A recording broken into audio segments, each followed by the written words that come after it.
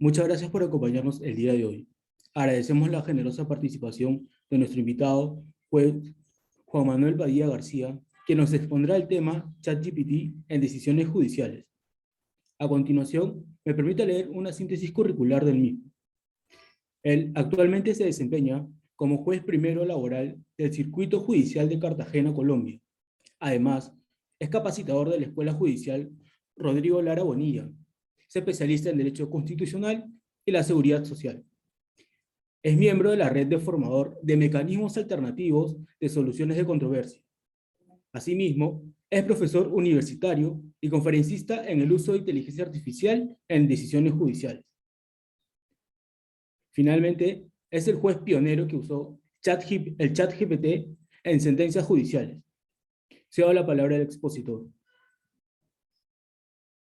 Buenas tardes, Kendry, buenas tardes, Gerard, licenciados y a todo el público que está presente. En primer lugar, estoy muy agradecido con esta invitación tan generosa que me hacen desde la Ciudad de México.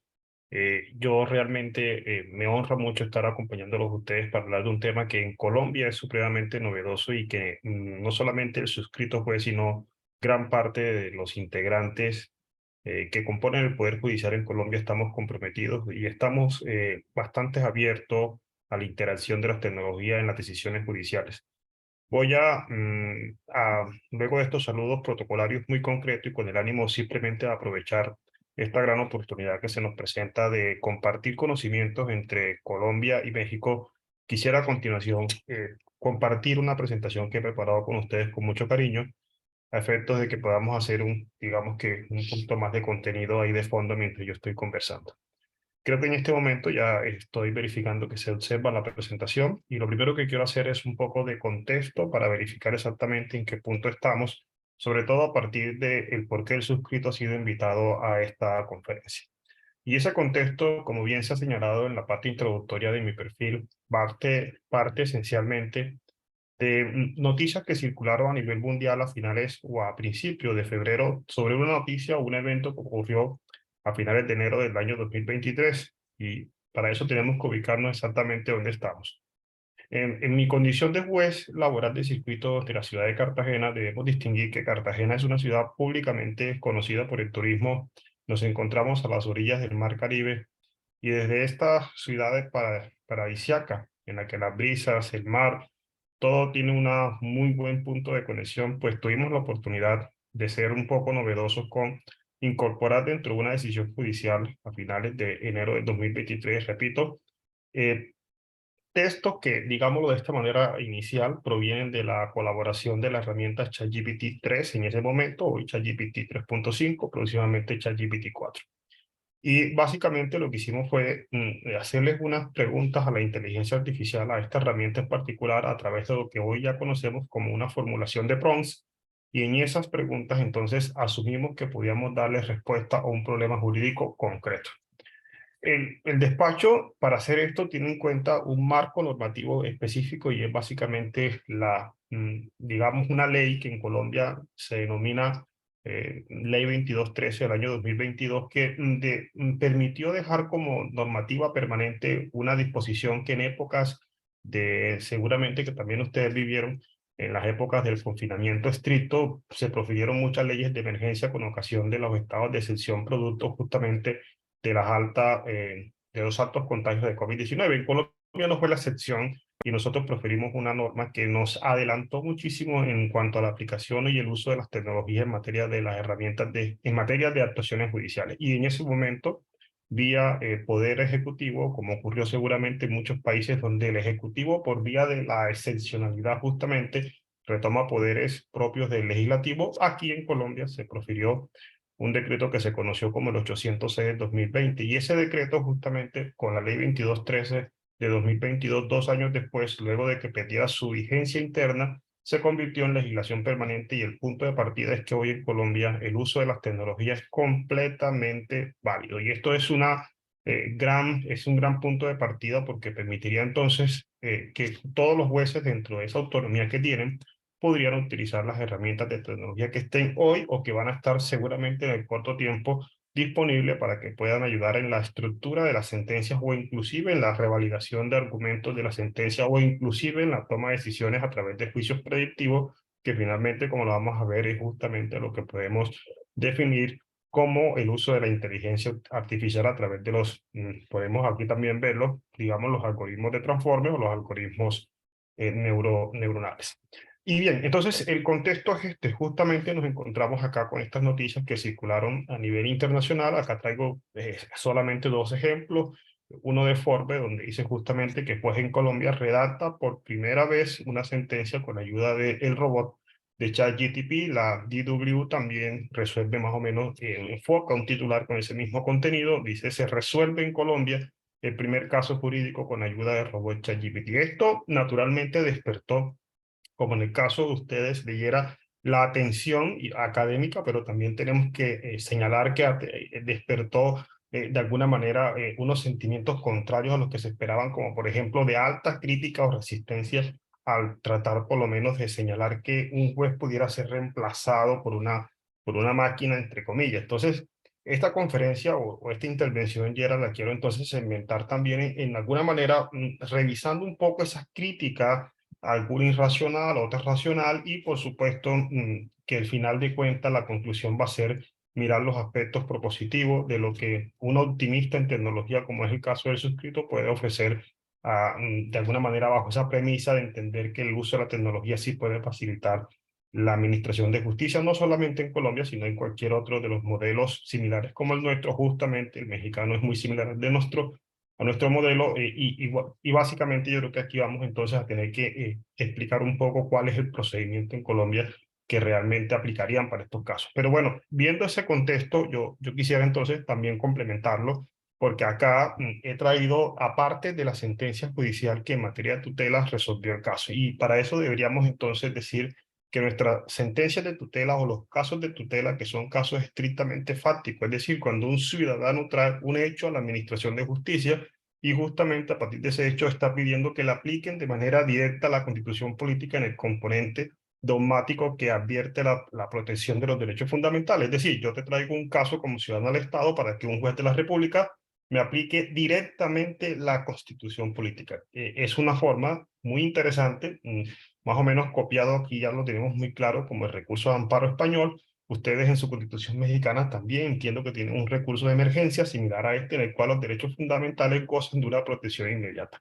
Y el caso en concreto era justamente de un menor de edad en condición de autista. Esto cualifica al ciudadano porque naturalmente lo coloca en un margen de protección ampliado donde sus garantías deben de prevalecer con mayor esfuerzo, es decir, los judiciales, el aparato judicial deberá tener un margen de cobertura diferencial para justamente amparar esos derechos fundamentales de una persona menor de edad, que ya esa sola condición de menor de edad lo coloca en un privilegio frente al resto, un privilegio en desigualdad, ¿no? Un privilegio positivo en desigualdad positiva, y además en condición de autista. Entonces, este menor de edad le solicitaba a la justicia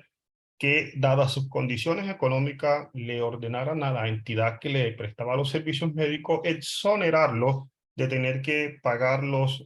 cuotas de administración, que son como unas pequeñas cuotas que se pagan de acuerdo con la condición socioeconómica que registre cada uno de los afiliados, pero habrán unas que son muy bajitas y otras que son muy altas. Todo depende del nivel de ingreso de las personas. Generalmente este modelo bismarckiano es muy similar en todos los modelos contemporáneos de salud, por lo menos lo que en Latinoamérica es muy similar, y realmente este ciudadano, esta persona lo que decía era que no tenía dinero para pagar esos copagos y que ese dinero se estaba convirtiendo en una barrera de acceso para obtener los servicios de salud. Y además de eso decía que no tenía dinero para sufragar los gastos de transporte desde su casa hasta la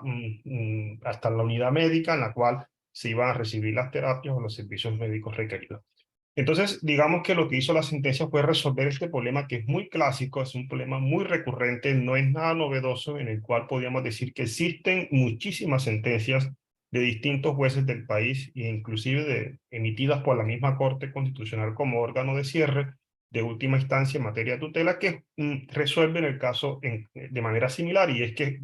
han planteado la tesis de que para estos menores de edad en condición de autista que solo manifiesten que carecen de recursos, el juez debe entonces provocar una decisión en sentido XY, que sentido generalmente es que se le ampare el derecho de salud y que se exonere del pago de esos respectivos aportes económicos.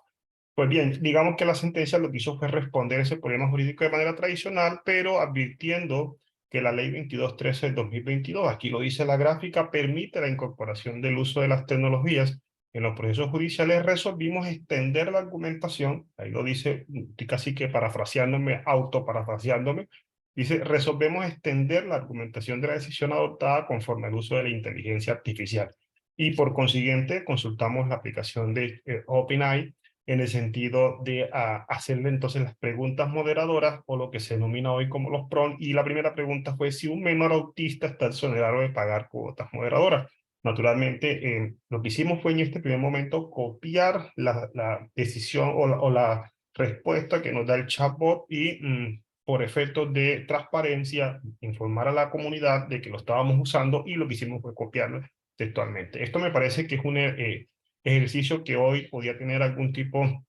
digamos que coloquemos un asterisco, de pronto algunos jueces dirán, yo la voy a usar, pero no voy a transcribir el contenido, sino que simplemente me lo adrogo, porque yo también al introducir el PRON estoy generando unos derechos de autor con respecto de ese contenido, o en el caso como yo lo hice, vamos a ser transparentes y vamos entonces, por ser pioneros, a decir que exactamente esta pequeña argumentación que estamos agregando sí proviene del uso de la inteligencia artificial. Y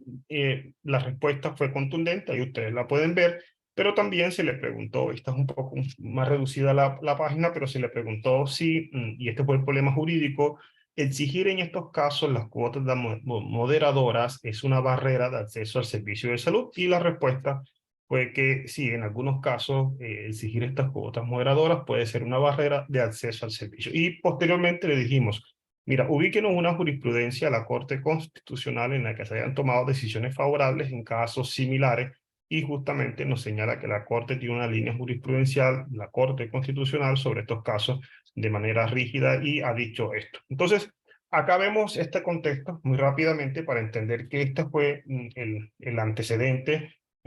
o el caso concreto en el que nos utilizamos la herramienta de ChatGPT. Y esto ha tenido entonces una siguiente discusión que permitiría avanzar con esta conferencia,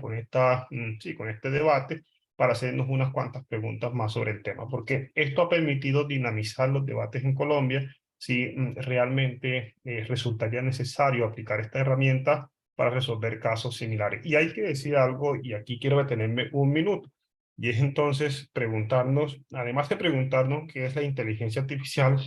lo que debemos también hacer es lo siguiente: preguntarnos cuáles son los casos que rutinariamente tienen los jueces en sus escritorios, en el día a día. En este punto, quisiéramos ser entonces honestos, que no deberíamos llamarnos a ningún tipo de vergüenza de que los jueces hacemos cosas rutinarias todos los días, y eso no debe avergonzarnos. Los jueces generalmente no estamos resolviendo asuntos difíciles a diario. Digamos que en la aplicación de los casos, lo que entendemos es que los órganos de cierre ya han resuelto situaciones análogas, y qué bueno sería entonces encontrar una herramienta que nos permitiera, si se quiere decir este término, filtrar, resumir, elaborar un texto sobre todo lo que se ha compilado alrededor de este tema específico, de un caso específico, como justamente ocurrió en la sentencia Modelo, y de pronto podíamos utilizarlo para acelerar los procesos de mejora en la atención de justicia. Y aquí creo que esto es indiscutible, que para un caso rutinario, como en efecto aquí se planteó, va a haber una mejora significativa en los tiempos de respuesta a la administración de justicia. Pero bueno,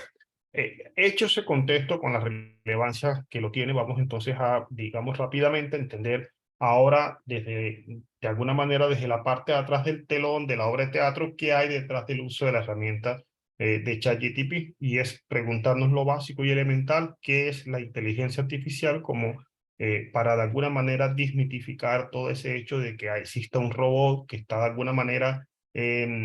como en el imaginario de nosotros, entendiéndose como un hardware y no como un software, cuando realmente hoy la inteligencia artificial, el término máquina, está un poco llamado al desuso, porque realmente entendemos que detrás de la inteligencia artificial lo que hay es una estructura de algoritmo. Una estructura de algoritmo que, hay que decir, tiene aprendizaje autónomo, hay que decir que razona según la misma codificación y preparación y entrenamiento que se le haya dado. Por eso también resulta vital entender cuáles son los tipos de inteligencia artificial, y yo quisiera concentrarme en las que son basadas en redes neuronales, porque justamente estas son las que nos interesan a los que estamos en las áreas del derecho, ya que este tipo de inteligencia artificial imitan la forma en la que el cerebro humano procesa la información y aprende de ella. Y más allá de las redes neuronales, tendríamos que decir entonces que hay un desarrollo reciente, reciente entre comillas, los últimos 20 años, lo que se llaman los algoritmos transformes, que son aquellos que pertenecen a la familia de las redes neuronales. Voy a poner aquí mejor la diapositiva, pero han enfocado mucho más el aprendizaje automático a partir de lo que se llama la extracción de documento o de contenido de documento autónomo. Y esto realmente es interesante porque lo permitiría, según la preparación que se le dé a un algoritmo transforme, es simplemente que él, de acuerdo con la indicación concreta que se le dé, pueda navegar en todo ese contenido de la Big Data judicial y de ahí extraer lo que yo esté pidiendo que me extraiga, y que eso justamente me sirva para el trabajo que yo específicamente quiero. Entonces, de alguna manera yo creo que acá hay un público que ya está bastante relacionado con estos términos, así que pasaré muy rápidamente por él, pero para quienes no están tan relacionados y familiarizados, tenemos que echar una revisión y asociarnos y familiarizarnos con estos términos como son los algoritmos transformers, que son justamente los que están detrás del uso del chatbot de ChatGPT de OpenAI. Y justamente entonces esto nos llevaría a hacernos la pregunta que ha abierto el debate en relación con el uso de la herramienta en las decisiones judiciales, y es esta la pregunta: ¿son decisiones justas o son decisiones exactas? Esto nos llevaría naturalmente a hablar del derecho constitucional, naturalmente, porque la aspiración de la ciudadanía es tener decisiones justas, pero realmente también existe un gran sector de la ciudadanía, de la sociedad, que aspira a unas decisiones exactas, sobre todo porque los procedimientos al día de hoy están altamente codificados. Y esa gran cantidad de codificación lo que permitirían es parametrizar una respuesta de un órgano judicial para un caso rutinario. Hay un autor que me gustaría que recordáramos en esta pequeña conferencia, que habla sobre la decisión robótica de Tore Batelli, y nos dice que el juez no está, o por lo menos los jueces humanos somos los que estamos diseñados para tomar decisiones justas, que a veces las justas pueden ser contrarias al derecho positivo, mientras que las decisiones de algoritmo están diseñadas para tomar decisiones exactas, es decir, dado un procedimiento estándar que se alimente la inteligencia artificial, así será entonces el paso a paso para que se tome esa decisión. Dejemos este tema de las decisiones justas y exactas, porque yo creo que hoy es inevitable lo que está pasando a nivel mundial. Yo los invito simplemente a que observemos que antes de que esto provocara un debate en la justicia, ya sea por el uso del caso del juez colombiano, que es el suscripto, juez de Ecuador, realmente miremos un poquito qué ha pasado en el contexto en los últimos 5 o 6 años. Y aquí nadie podrá decir que no ha tenido algún tipo de interacción con el uso de herramientas de redes sociales como son las de Facebook, y podemos ahí entonces encontrar el Oversight Board de Facebook, que para quienes no están relacionados con el tema, es hoy en asimetría la corte privada más grande del mundo. Tiene un presupuesto casi idéntico, quizás mayor a la Corte Penal Internacional, 150.000 millones de dólares en 2020. Y en el Oversight Board tenemos que decir que está compuesto por un consejo de asesores que están integrados de manera multisectorial, y además tienen competencias en distintas áreas. Hay personas que vienen desde la academia, la justicia, o han pasado por la justicia, y finalmente representan la última instancia en la toma de decisiones en un mundo donde, como en el de Facebook, lo que más se debate es el derecho a la libre expresión. Digamos que hoy todos sabemos, por ejemplo, que tratándose de esta red social en particular, son más de 3.600 millones de personas que de manera mensual están interactuando en esta plataforma. Naturalmente, las discusiones sobre el debate de la libertad de expresión va a estar al borde del día, y va a ser imposible que un grupo de personas que no estén apoyados por inteligencia artificial siquiera puedan resolver estas controversias de manera directa. Por lo tanto, es muy permitido que sea una herramienta de inteligencia artificial que pueda interactuar con este Big Data que representa la toma de decisiones automatizadas por parte de los bots o por parte de los chatbots de la misma red social. aquí tenemos que decir entonces preguntarnos si la justicia en particular o la justicia globalizada ya no hoy es un Big Data representativo en el cual estaremos ya en presencia de tomas de decisiones muy complejas y en mayor cantidad de tiempo por la gran cantidad de información que hay que analizar. Cuando hacemos este comparativo, entonces vamos a entender la justificación del uso de herramientas artificiales para analizar ese Big Data. La pregunta sigue siendo exactamente la misma y la vuelvo a repetir. En un mundo donde interactúan 3.600 millones de usuarios activos en un mes, es imposible que un tribunal de justicia representado por humanos pueda siquiera tomar decisiones sobre libertad de expresión de manera eficaz, es decir, en la oportunidad y en el tiempo que corresponda. Tiene que necesariamente hacerse uso de una herramienta de inteligencia artificial para tal contenido. Así seguramente ya ocurre hoy en algunos países de Latinoamérica, donde la cantidad de decisiones, porque los grandes conflictos siempre van a los juzgados, van a generar que naturalmente ahí tengamos que tener ayuda de inteligencia artificial para poder, dentro de ese Big Data, poder resolver oportunamente decisiones judiciales y sobre todo cuando no son complejas, como por ejemplo, en Colombia es muy normal que el divorcio de mutuo acuerdo sin liquidación de sociedad conyugal, es decir, sin liquidación de bienes, lo atiendan los jueces. Yo entiendo que en otras partes no ya esto no es competencia de los jueces, pero por ejemplo en Colombia aún sigue siéndolo de manera principal. Residualmente lo pueden hacer otros funcionarios, pero de manera principal, y hay evidencia de esto, es que los jueces de la República atienden las situaciones de divorcio que se presentan entre parejas que nunca han constituido ni familia ni tienen bienes. Y la pregunta acá sería si en este tipo de pleitos donde la jurisdicción prácticamente es voluntaria, no sería mejor hacer uso de una inteligencia artificial que pudiera resolver este tipo de conflictos. Y así podíamos de alguna manera estandarizar o hacer un listado de ciertos procedimientos que, por ejemplo, en Colombia aún los jueces los conocen y que entran a hacer esa fila de lo que hemos denominado el Big Data judicializado, como por ejemplo correcciones en el estado civil de las personas, como por ejemplo fraudes con créditos bancarios menores, y pueden haber otros casos que de alguna manera incrementan el volumen de trabajo en la rama judicial, pero que a su vez representan representan decisiones muy recurrentes y poco significativas. Bien, entonces aquí vemos que hay evidencia, por ejemplo, y lo hemos visto, por ejemplo, en España, pues es fácil entrar a la página del Poder Judicial para entender que ya han tomado conciencia de un plan de trabajo a corto plazo en el próximo decenio judicial de incluir dinero, financiar presupuesto para una justicia basada en datos, porque digamos que el análisis de datos no es otra cosa que la posibilidad de predecir que una decisión justamente fundamentada en datos pueda ser tomada de X o de Y manera. Y aquí este ejemplo me parece muy interesante para traerlo como un punto de reflexión, porque creo que ese es el camino en el que todos los países latinoamericanos debemos estar inmersos. Tengo noticias por Yera justamente que ya en México en cierta medida se aprueba una reforma del Código de Procedimiento de Familia y de lo civil, en el cual se está pensando en las audiencias del metaverso, la indexación de gran cantidad de información judicial, más la automatización de los procedimientos, que ese es un capítulo aparte sobre automatización de procedimientos que también estoy haciendo grandes esfuerzos en mi juzgado por sacarlo adelante. También les puedo contar de eso un poco al final de la conferencia. Lo cierto es que, siguiendo acá la ruta de la presentación, esta es la reflexión que invita a que todos debamos estar pensando en nuestros próximos 10 años, ya en el corto tiempo, a implementar a fortalecer la financiación de todo el poder judicial basado o la toma de decisión basada en análisis de datos.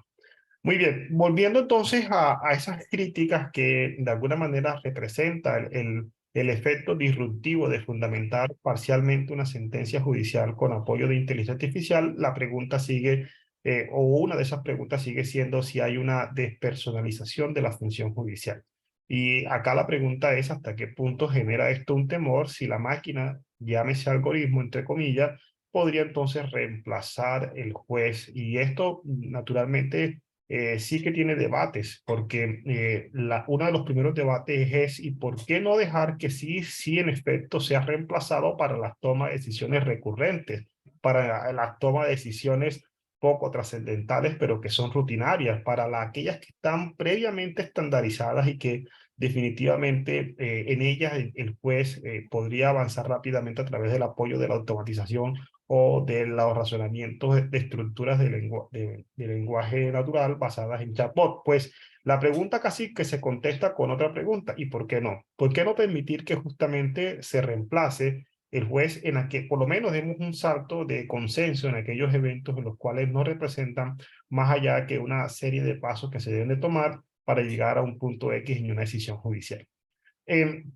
Naturalmente, eso también lleva implícita la pregunta del juez robot versus el juez humano. Y acá yo creo que vale la pena entonces, en el estado en que se encuentra actualmente la evolución de la inteligencia artificial a través de los algoritmos de transforme, preguntarnos quién suministra la información. Digamos que hasta el día de hoy, el juez humano parte de unos hechos que él aprecia de manera directa, como justamente el testimonio, el interrogatorio, los documentos, mientras que el juez robó parte de unos datos introducidos. Realmente este panorama dejaría un poco tranquilos a un sector de la ciudadanía que piensa que mientras sea el humano quien suministra los datos, pues entonces podemos tener algún tipo de control. Yo creo que hoy hay que ser honesto. En realidad la evolución más reciente y la proyección de crecimiento de la inteligencia artificial está orientada a que la introducción de datos va a ser poco relevante, porque el extracting de los datos generalmente se puede también hacer por una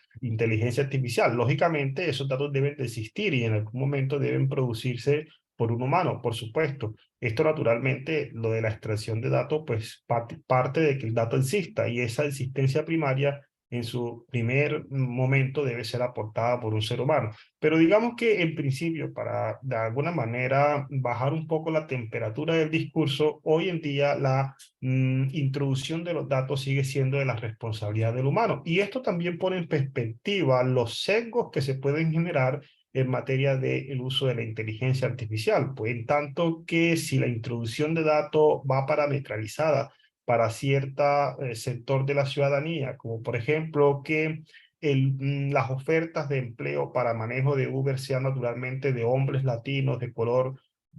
y no para mujeres, pues naturalmente no es culpa de la inteligencia artificial, es culpa del mismo comportamiento humano, porque al final, como lo decíamos al principio, la inteligencia artificial lo que hace es replicar el comportamiento humano, y ella es notablemente sensible a observar que la conducta de un cierto nivel de la sociedad, un grupo social, va orientada a entender que solo le interesan ofertas de empleo para, por ejemplo, el caso de los conductores de Uber, para hombre latino entre 30 y 40 años de color. Entonces, realmente acá lo que habría que decir es que si la sociedad se comporta de manera discriminante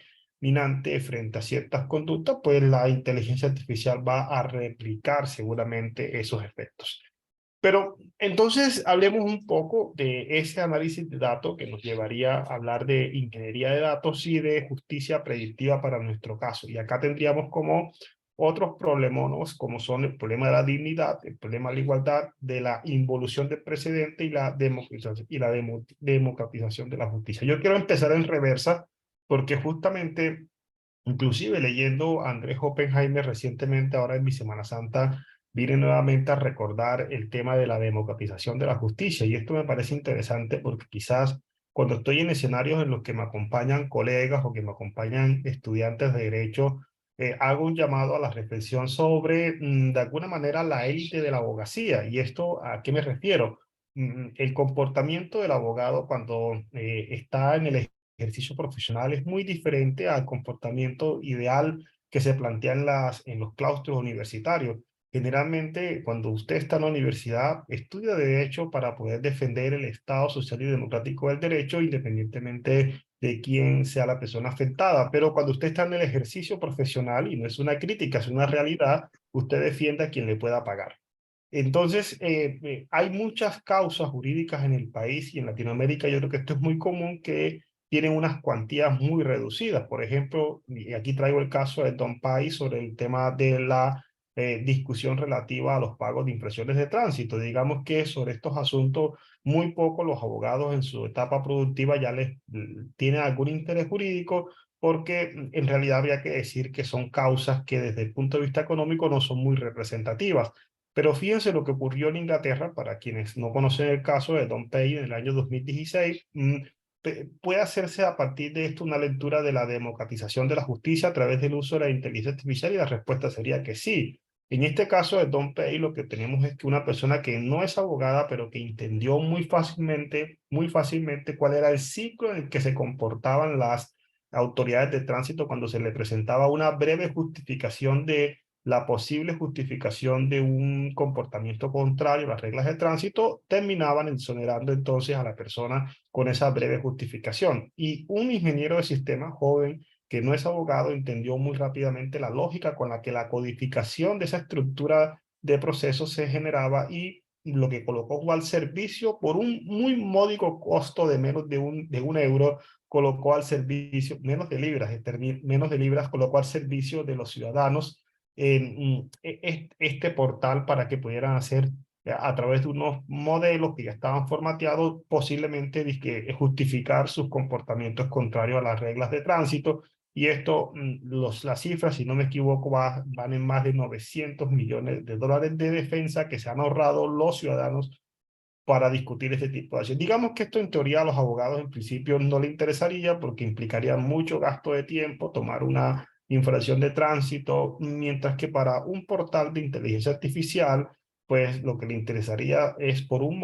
una módica suma de dinero, poder recaudar una gran cantidad de infracciones de tránsito. Y entonces aquí lo que yo veo realmente es la democratización de la justicia, porque es permitir entonces que un ciudadano pueda tener casi que acceso a la prestación de un servicio jurídico que no necesariamente debe ser a través de un abogado, sino a través de una herramienta de inteligencia artificial validada por abogados seguramente, que permitieran que se judicializara el caso en controversia sin importar la cuantía que éste represente para el ciudadano. Y entonces vamos a hacerlo en este mismo orden. Retrospectivo. Y también tenemos acá un problema que podríamos ya anticipar, que tiene que ver con la involución del precedente. No estamos de acuerdo, y esto lo he planteado en algunos otros escenarios, en que la aproximación a la indexación y a la automatización y al uso de la inteligencia artificial se reduzca estrictamente a los escenarios judiciales, porque conocido es que el derecho no solamente tiene fuentes axiológicas en las normas, sino que por el contrario es una ciencia que se alimenta de eventos sociales como la psicología, la sociología, y reducir el uso de inteligencia artificial solamente a eventos que produzcan las cortes, a sentencias que produzcan las cortes, pues generará muy seguramente la involución del precedente. Además que para que el precedente evolucione necesitamos jueces que en algún momento se tengan que distanciar naturalmente de las decisiones que ya están de alguna manera estandarizadas. Justamente así evolucionan los precedentes, por un poco de herería que hacen los jueces frente a lo que tradicionalmente ya se viene conociendo, y eso la inteligencia artificial podría limitarlo, y tenemos que ya ser conscientes de eso para que los abogados preparados en esta materia también entiendan que en algún momento tendrán que sentarse a pensar si realmente es momento de cambiar las cosas o de seguir aplicando lo que la reproducción automática de texto a través de chatbots inteligentes puedan aplicar a través de procesos naturales de lenguaje. Y los problemas de igualdad y dignidad los puedo condensar realmente más que todos los problemas de estereotipo social. Realmente en la inteligencia artificial, y de esto es lo que hablé un poquito hace unos minutos, lo que vemos es un problema en la dignidad y la igualdad selectivo por sociedades en concreto. Es decir, la variable de Colombia puede ser distinta a la de Perú, distinta a la de México, en la medida en que el alimento o de alguna manera los datos que se le suministran a la inteligencia artificial generen unos sesgos específicos para cada uno de ellos. Por ejemplo, en Colombia estamos próximos a unas reformas importantes en distintas áreas, como son la salud, las pensiones, y debemos entonces reconocer que si hoy estuviéramos en un escenario de justicia indexada a través del uso de la inteligencia artificial, vamos a encontrar que los cambios en estos paradigmas podrían representar problemas en la dignidad y la igualdad serios. Y realmente hay lo que se tiene que observar entonces es la dinámica del poder jurisdiccional frente a la dinámica de la indexación de la inteligencia artificial y cómo el juez, bajo esa autonomía, tendrá que navegar en esos, digamos, dos ambientes y poder de alguna manera, frente a un cambio drástico en legislaciones, tener la autoridad suficiente para mantener su criterio. Y quisiera continuar entonces con hablar un poco, porque creo que es propicio aprovechar el espacio de interactuar desde Colombia con México para hablar entonces de qué esperamos en Colombia o por lo menos qué es lo que hemos venido conversando algunos jueces de Colombia con respecto a las expectativas positivas que tiene el uso de la inteligencia artificial. Y para eso tendríamos que decir, por ejemplo, yo he traído acá 4 casos en los que sin lugar a dudas estoy convencido que podrían servir el uso de estas herramientas. En Colombia, por ejemplo, el auto admisorio de una demanda es lo más similar a un paso a paso, a una verificación de checklist de ciertos requisitos. Por ejemplo, y esto es muy similar en casi todos los países de Latinoamérica, en la que para presentar una acción judicial se tiene que cumplir con un rigor establecido en una norma, que es haga un texto que contenga estas variables, estos requisitos, nombre, sujeto, pretensiones, hecho, cuantía. Y hoy realmente lo que estamos viendo es que con una simple lectura OCR o una extracción de documento podemos este paso a paso dejárselo en manos de una inteligencia artificial. ¿Y qué decir, por ejemplo, del auto que fija fecha para las audiencias? ¿O qué decir, por ejemplo, de el auto que aprueba lo decidido por el superior? Es inevitable no pensar cómo pudiera la inteligencia artificial dinamizar los tiempos en la administración de justicia en este tipo de actuaciones que son recurrentes. Por ejemplo, no podemos evitar pensar cuánto se demora un juez para un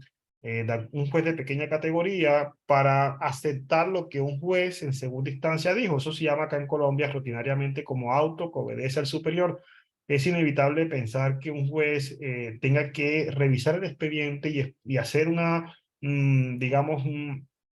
sí, darle un espacio a una decisión tan sencilla que justamente en un proceso automatizado podría resolverse. Por ejemplo, nosotros tenemos el mismo proceso de tutela puede servir para este ejemplo. Nosotros estamos en el juzgado primero laboral del circuito de Cartagena proponiendo al cierre de año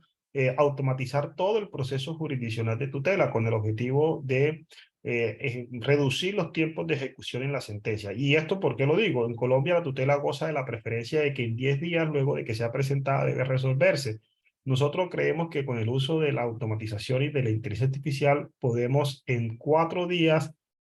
recibir la tutela,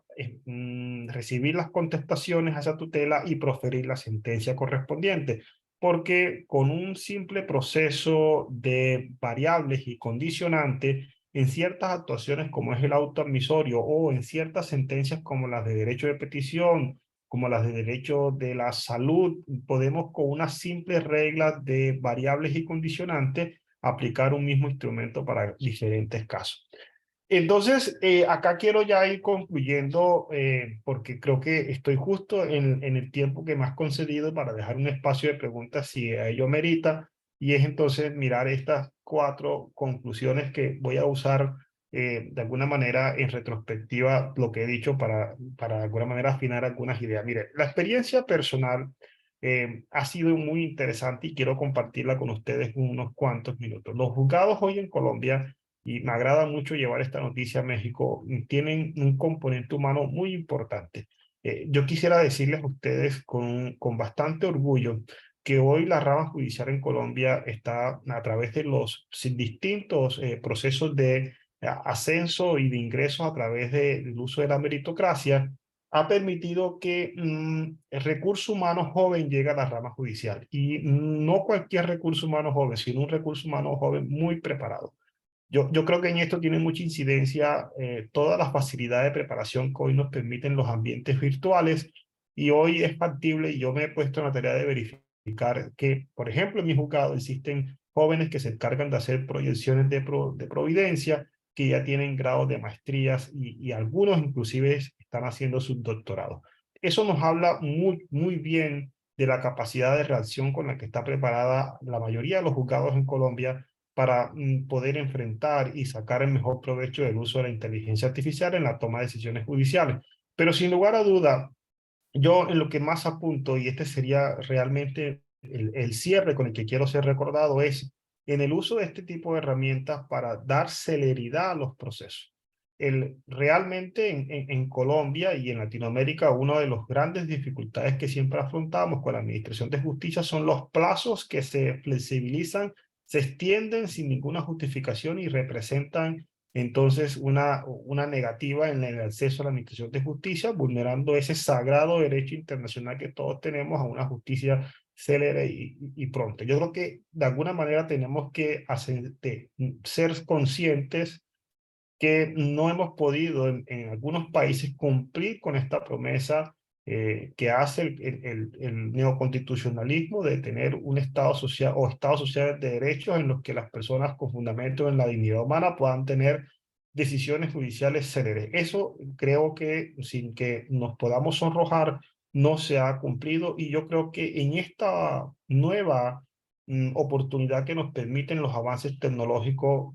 es factible que yo pueda ser utilizado. Y entonces la celeridad procesal y combinada con la experiencia personal fue el verdadero motor que se utilizó para darle inicio a este debate del uso de la inteligencia artificial en la toma de decisiones judiciales.